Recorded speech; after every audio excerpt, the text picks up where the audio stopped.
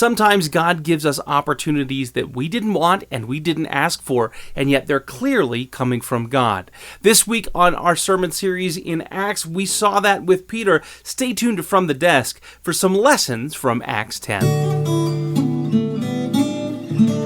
Hi, I'm Pastor Zach, and you're watching From the Desk from First Evangelical Free Church. We're in the middle of a sermon series at First Evangelical Free Church, going through the book of Acts, seeing the very early days of the church. In the beginning, the Jewish Christians, the followers of Jesus, while they were excited about who Jesus was and the gospel, they were only telling the gospel to other Jews. God had to tell Peter directly, you need to be ministering to Gentiles. Peter had to be told 3 times that he was supposed to be eating and fellowshipping with Gentiles. Last week, we talked about how there may be people in your own life that aren't exactly the people you would instantly think of needing to hear the gospel. This week, as we look at our passage, we'll see a few things that remind us that God is preparing not only our own hearts, but the hearts of those who are coming as He gives us opportunities to share the gospel. We see right in Acts 10, verse 9, that even though Peter was unaware, God had already prepared people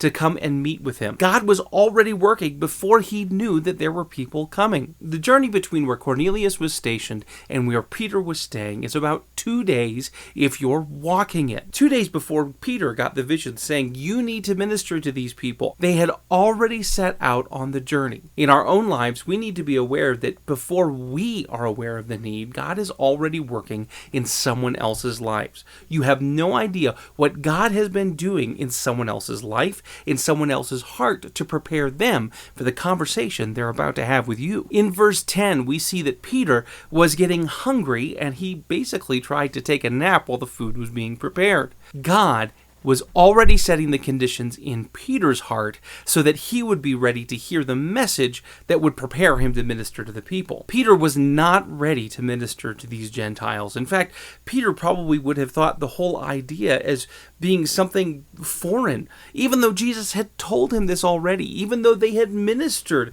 to Gentiles while Jesus was around, and even worse, they'd ministered to Samaritans. Peter needed to have God work in his own heart, and in this case, it was through a direct message from God saying, this is okay. I am telling you this is clean. The third thing we need to remember from this is that when God was telling Peter that it was all right to fellowship with the Gentiles, he had to say it 3 times.